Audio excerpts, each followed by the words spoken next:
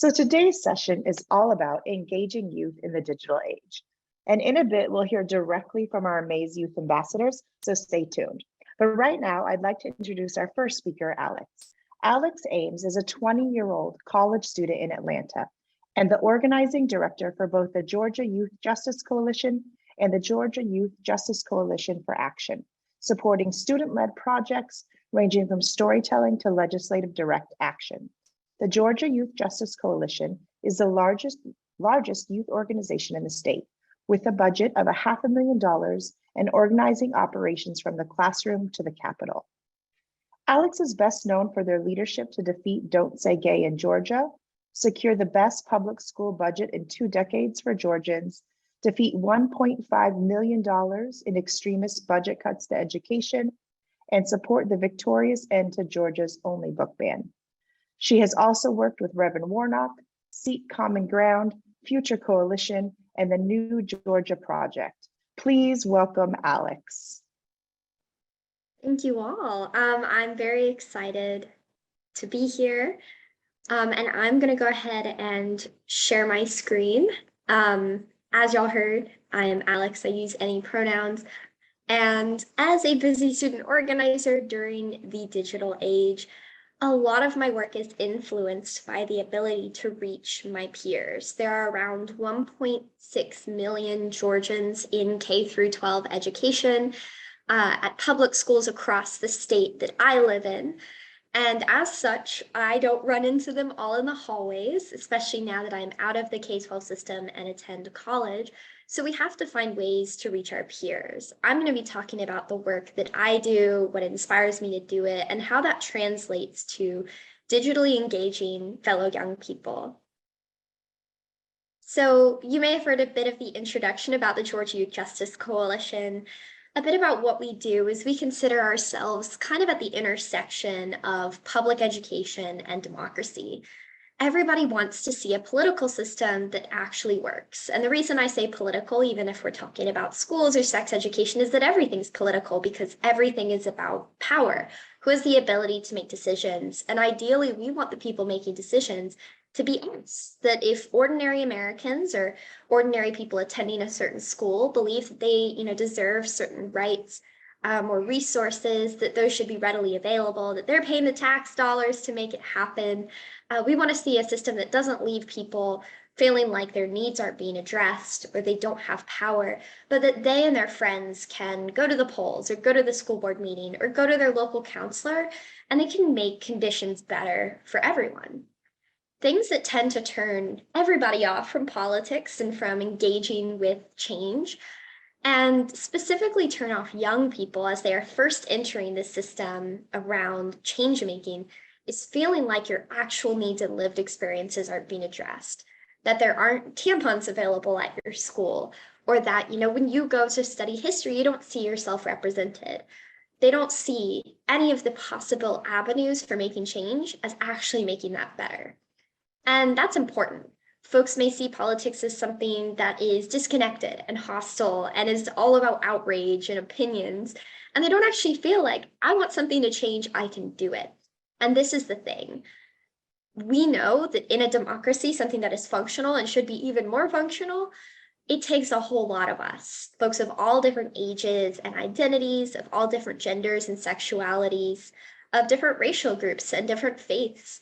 And despite those differences, we all have a whole lot in common, specifically around what we believe children deserve. So instead of viewing this through a hopeless perspective, we approached as an organizing group that is composed entirely of K-12 and college education students in Georgia, which has an extraordinarily diverse population, especially among youth, that this is about knowing we can win and knowing that a hopeless future isn't ahead of us. Anything is possible. This is a picture of some of our students, some of my friends at the Capitol this spring, when a bunch drove like 4 hours up to the Georgia General Assembly, where all of these laws get passed every spring. And when they tried to testify against, classroom censorship, they were shut down. So they had their own press conference right on these steps, and they talked about what it meant to feel represented. I think this is a beautiful example of when the system doesn't work for us, we build a new one, we build a better one. So how does this actually translate to building a movement where we do live by these principles, where we address people's needs. People feel powerful, they feel connected to this system, and they feel hopeful that together we can build that better world. Our social media team is really central to a lot of the work that we do, especially since we got started during this pandemic. A lot of us were organizing our communities, looking around and seeing really inequitable injustices. We were seeing underfunded schools. We were seeing bathrooms that didn't have soap and toilet paper in them for months. We didn't have enough counselors.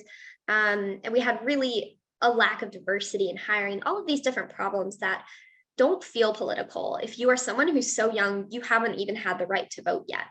So on the left, you can see some of our wins this past year, but all of it came down to the fact that we started reaching students where they were during that pandemic and then afterwards, which is in front of screens, unfortunately. It is not an amazing thing that young people's political education and their connections to their communities often occur through social media feeds, because we know algorithms are not perfect. They're not meant to make people see unity and continuity. They're meant to divide us into these different factions and, keep us in different bubbles, seeing different ways that the world is working. But that's actually not where we have to stop. We can push these algorithms beyond where they wanted to go to be able to actually reach students and engage them in ways that otherwise are really difficult if you're not online. I know that I work a lot with educators and parents in Georgia, and they always ask me, how do you reach so many students? And really the difficult answer is it's hard if you are not a student to reach folks that young in a language they're familiar with and a medium that they feel like they understand. So we have to really get creative. And I want to get into some of those tips. These are some photos from some events, protests, and press conferences we had this past year. I just like them on the screen because they make me happy. There are 4 different social media apps that I see the most used when we're organizing for change, whether it's at the school district, the state, or the national level, when we're talking about material conditions and rights within our school system. The first is Twitter, and it should be known that a very, very small percentage of Americans on Twitter. So when our student group is using Twitter, we know our audience. Twitter is really good to reach elected officials and the press. A lot of reporters, I think about 70%, get their news primarily from Twitter, which is kind of shocking. And we had the same thing. Reporters who were supposed to cover things like the Roe v. Wade decision being overturned this summer, or meant to cover things like school board meetings or state legislative hearings, didn't even have Instagram. And though none of our students, for the most part, were on Twitter, we knew that every few weeks we should go on there and we should just post about our work, repost photos of what we're doing, links to articles that we were in, links to our own statements or newsletters, and remind people of the work that we're doing so they even know it's happening. The second is Facebook, and this is especially excellent for educator and parent organizing. The biggest thing that I think people don't realize about Facebook is, yes, the algorithm is not amazing and it does silo people, but that can be a good thing if we're talking about geography. If I want to be advocating for my school board to change its policy around sex education, like we just did in Gwinnett County, the largest, most diverse district in the entire state of Georgia, impacting 200,000 students, we don't really want to be in a Facebook group or a Twitter feed with people all over the world. We want to reach people who live next door to us or down the street. And Facebook is amazing because a lot of these groups already exist there. Being able to reach people within your personal network and activate them is actually the art of organizing. Organizing isn't just blasting something out into the void on social media. There is an art to this, and that art is relationships that you already have. The algorithm on Facebook is really good for engaging people in the comments section and having long posts with a whole lot of text, kind of like my PowerPoint slide here. It works fine with photos and videos as well, but this is a really good medium if you want to communicate something complex, something with many parts. So in Gwinnett County, when we're facing these comprehensive sex ed improvements that we wanted to see come into practice, it was really good for us to be able to explore, why do we want to teach our students about gender and sexuality? How is that good for their mental health and their identity, their ability to relate to their peers?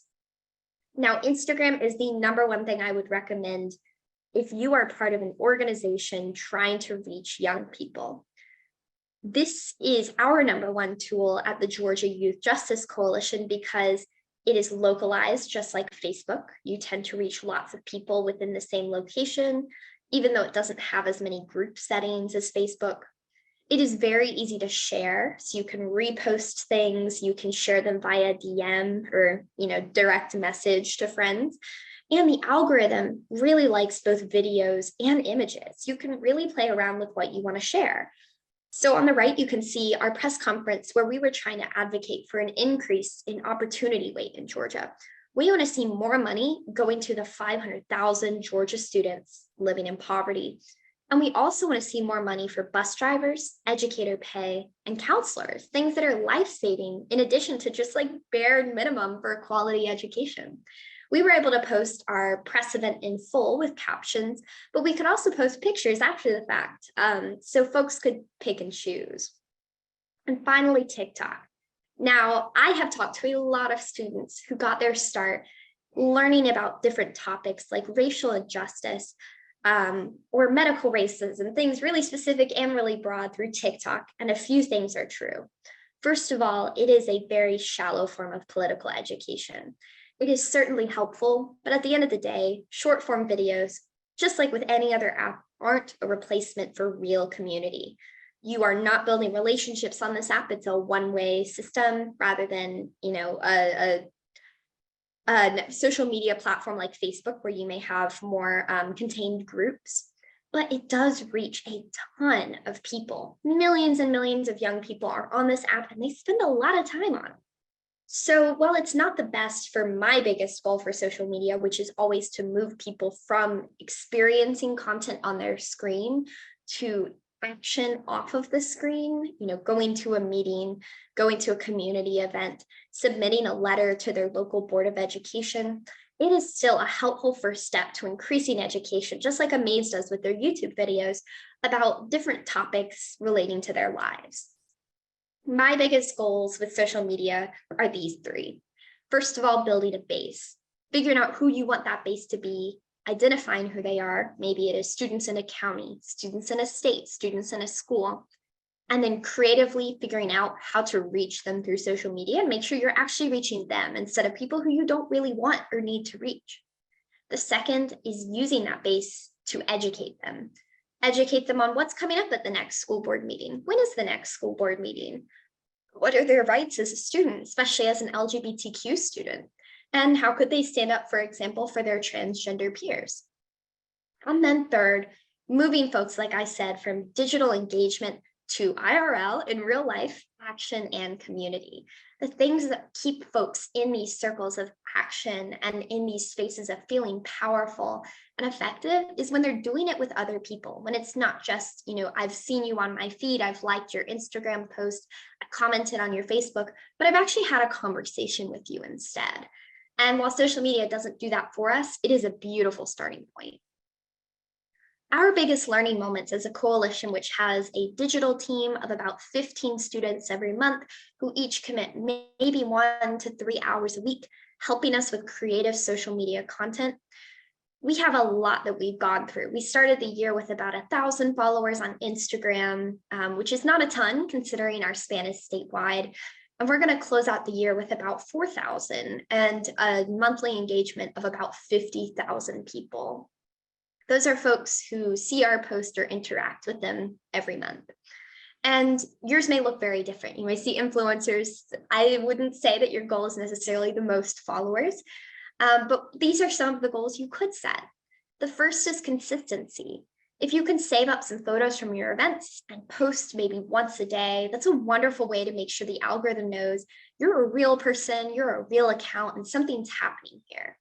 The algorithm on Instagram knows that this is some energy and wants to uplift it. It takes some time, and it's really good to be able to schedule that out. Just have a few photos lined up to put out every day, and you'll get there. The next is petitions. I do not view petitions as often the most effective way to activate people as much as they are a really effective form of political education.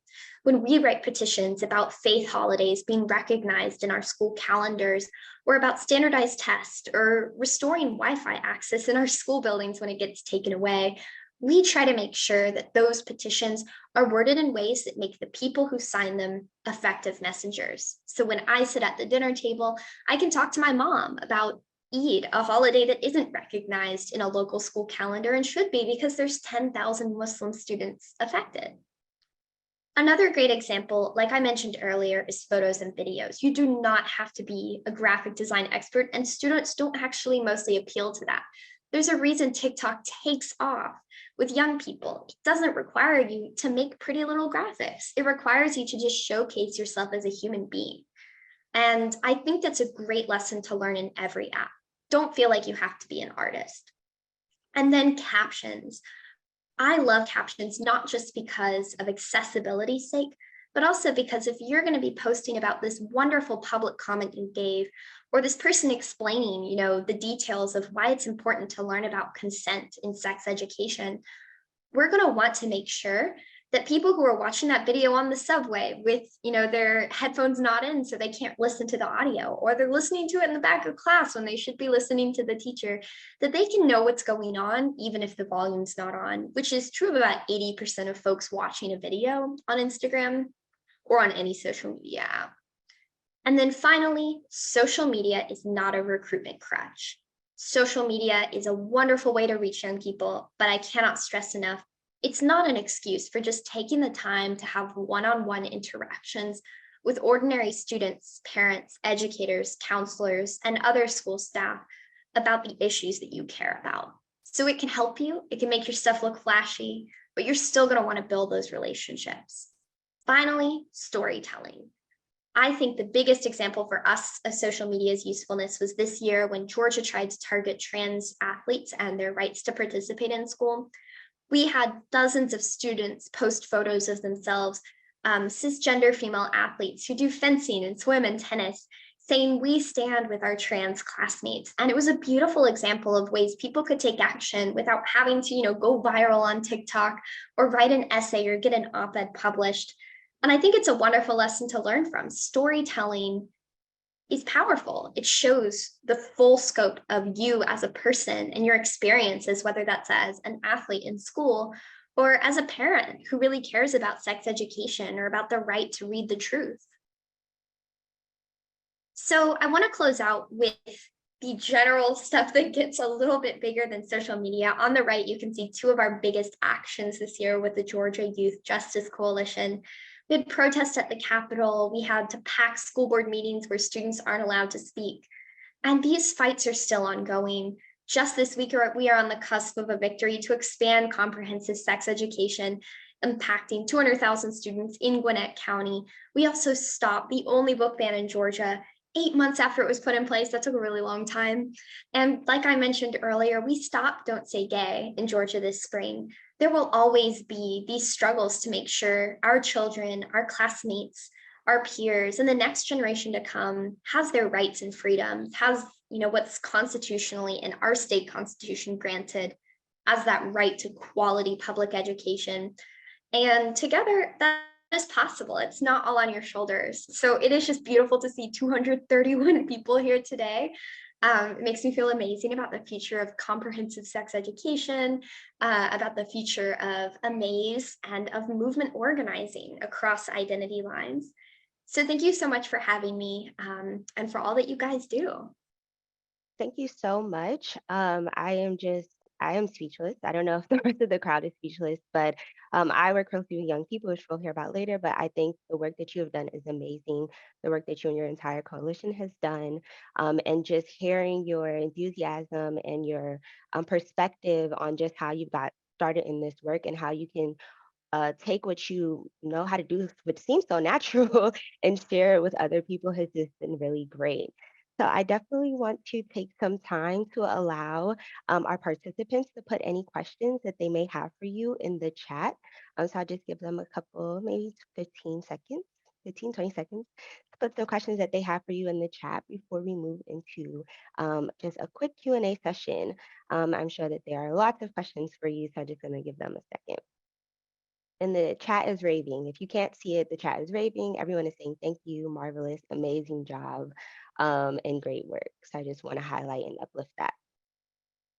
Okay, so I see one question coming in right now, and the question is, as a teacher, how can I inspire students to be engaged? I find many of my students feel overwhelmed by the world and check out sometimes. That is a wonderful question. I think my biggest positions on this are one, there's power in numbers. Too much in youth organizing, we see like celebritizing student organizers. Everyone can name a few really famous student organizers over the past year. And those people burn out and they leave. They leave the movement, they leave their peers behind. And it's really not helpful to many of us. So I would say if you're thinking, how can I help my students, is one, provide that space for them to be involved in ways that match their ability to commit. Second, as a coalition led by Black, Brown, LGBTQ, and all working class students, this work is labor. And when we get to the point we are at now, where we have about 200 paid organizers between now and election day, reaching tens and thousands of their peers, doing all of this critical work to counter racial injustice at the school board, or like Cobb County, that school board that doesn't even let kids speak. It takes compensation. It is treated like a job. Some of these folks do just a few hours a week and they volunteer, but we do have a lot of paid organizers. And not everyone is at that level just yet. Like, it takes time to build a movement to that capacity. So I think having that starting point, whether that's like a monthly book club that meets, or it's a space where folks come to just share their stories as perhaps a Black or an LGBTQ student in their school, that is an excellent starting point. I don't know. I don't have a perfect answer. It is an overwhelming time to be a student or to be anyone. But go easy on yourself for that reason. Know that building community space is organizing in and of itself. I love that response. And I like how you've breaking it down so that there are some just small, maybe small scale achievable goals like a monthly book club, or just constantly what I'm getting for that is like giving them the energy that they need to maybe go further and engage. So thank you so much. And we don't have all the answers, but that's why we are here to learn from you and to try. So I want to move into another question. And the question is, what inspired you to get involved in making change? Yes. So what inspired me to get involved at first was that I was part of, really local efforts at my school to advance environmental justice work. And with no money, very little people, and just like a little bit of elbow grease, we were able to get a lot of victories. And that feeling of, oh, wait, winning is possible was really amazing for me. But I think I got a little bit burned by political work early on. I worked for a candidate, and then once that candidate got elected, they actually voted to move hundreds of thousands of dollars that they had promised to spend on that environmental justice work towards settling a police officer's sexual harassment case, which was just utterly devastating. Like, the fact that we were paying off this abuser with money that like our community actually could have used for public parks and reforestation, and things that actually mattered to us, really made me think this isn't just about electing people. That's one element of political work, having, allies who will be loyal to what the people actually want.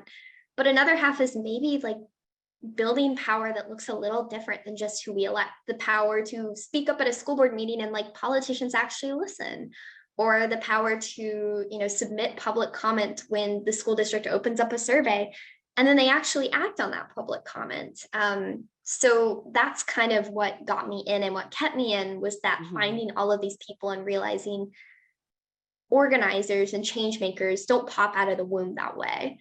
It has to be nurtured over time to get there. So with that continual slow and steady and caring and loving community work, you can build a massive amount of people capable of really powerful things. And I couldn't imagine that 2 years ago. So now my brain just thinks, what could we look like 2 years from now? Even more people who have that political home, folks who fight for them and with them and take care of each other in the process. I don't know, it's a beautiful thing. That is a beautiful answer. And I really love how you emphasize how we all kind of have power. And there's lots of different ways that we can kind of flex that power, and that power can show up within the community so that we can make change. And I think that is something that I'm hearing a lot from just the youth in our generation. It's like they know they have power. We don't have to empower them, but they're just trying to find the best way to have their power be shown and be heard. So I kind of want to go along what you said to our next question. And you've talked about some ways. I know someone had a question about what are some ways that adults have been helpful in this work? And then what are some ways adults have not been helpful in supporting your work? So I would say two sides of this coin. One is that largely I find our coalition is most successful because we come with this mentality that young people are not the first to ever do it. I got to sit, I think, a few weeks ago with some leaders from SNCC, the Student Nonviolent Coordinating Committee. They're much older now, but when they first got involved, they were students who went down to the Deep South in these, horrific, repressive conditions, and they worked hard. And to sit in that room and really feel the weight of, we're not the first people to ever try this. This is ongoing. This is generations and generations. It really reminds you have so much to learn. The most helpful thing we get from adults is the ability to each fill a different role in the ecosystem of making change.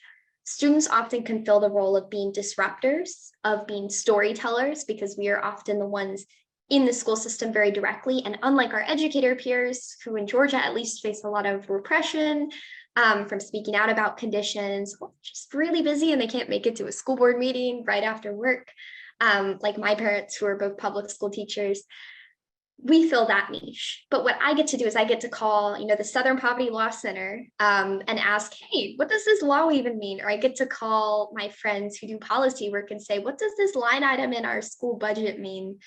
And I get to call teachers and they'll answer questions, or counselors, and they'll explain, the counselor shortage in ways that I never would have understood. And the final thing is safety. Really, when we are in these really difficult conditions where we have people who are armed coming to our school board meetings, or threatening violence against our students online and in person, we can go up to those adults and say, we need you. I need you to sit on this side of the student and you to sit on the other side of the student. And when one of those people walks up, you need to stop them. And that is hard, but that is the work. That is the work. And the worst situations are when that doesn't happen, when push comes to shove and the adults would just say, well, the book ban happened, nothing to do now, stop going to the school board meeting. And I'll say, this is a 15-year-old, student of color who is LGBTQ. They need you and they need your voice and your presence. So both sides of that coin, but largely adults are like, we couldn't do this work without our adult allies. And I say that now as someone who's over 18. So I count as an adult. But thank you, Gabby, for that question. Thank you so much. And I believe that that was our last question of the night. So I want to pass it off to Dr. Rachel just to close us out of this section. Dr. Rachel, I'll send it to you. Wow, thank you so much, Alex. That was truly great. I so appreciate you for being here.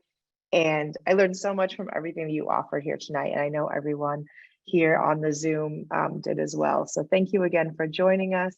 We appreciate you and we hope we can support you in all the future endeavors. And Alex's information is in the chat and we'll send it out again after the conference.